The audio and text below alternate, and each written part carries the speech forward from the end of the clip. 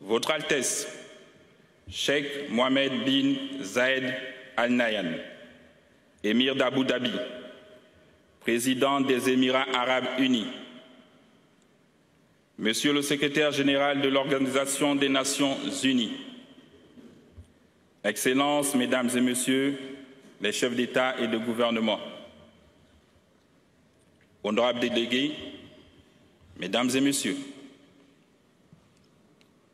au moment où s'ouvre cette COP28, je voudrais relever l'importance du premier plan que le Gabon accorde aux présentes assises. Permettez-moi d'exprimer ma profonde gratitude à Son Altesse, Cheikh Mohammed bin Zayed Al Nahyan, et au peuple émirati pour la chaleur et l'accueil réservé à la délégation gabonaise. Depuis l'accord de Paris sur le climat, force est de constater que nos COP sont loin d'atteindre les principaux objectifs visés.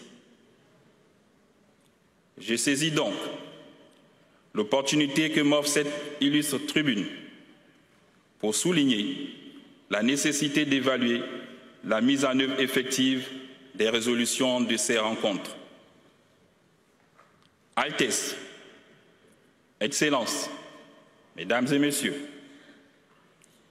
je vous parle d'un pays, le Gabon, qui représente 11% du bassin du Congo, possède 88% de couverture forestière et tient un rôle essentiel dans l'action climatique mondiale. Je vous parle d'un pays qui est un véritable puits de carbone à préserver, qui absorbe 4 fois plus de tonnes qu'il n'en émet, en stockant chaque année dans ses forêts plus de 100 millions de tonnes. Je vous parle d'un pays qui a très rapidement compris la nécessité de préserver ce patrimoine naturel afin de léguer à ses enfants et à l'ensemble de l'humanité un avenir durable.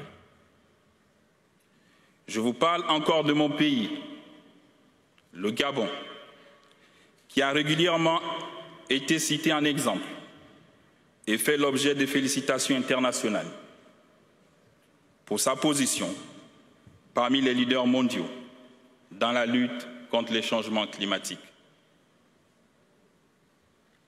Mon peuple aspire à continuer dans la préservation de ses forêts, riches en biodiversité.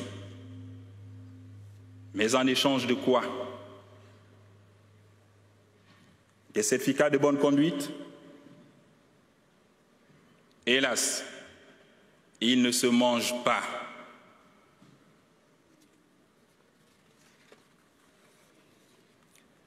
Les Gabonais ont des besoins socio-économiques essentiels à satisfaire.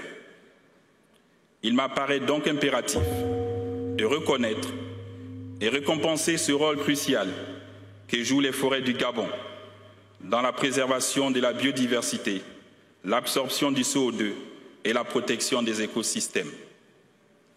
Altesse, Excellences, Mesdames et Messieurs, mon propos serait incomplet sans rappeler que le Gabon, mon pays, s'est résolument engagé depuis le 30 août 2023 sur le chemin d'une transition politique, économique et démocratique, saluée avec ferveur par un peuple gabonais avide de bonne gouvernance, autant que d'un environnement propice à l'éclosion d'un bonheur individuel et collectif.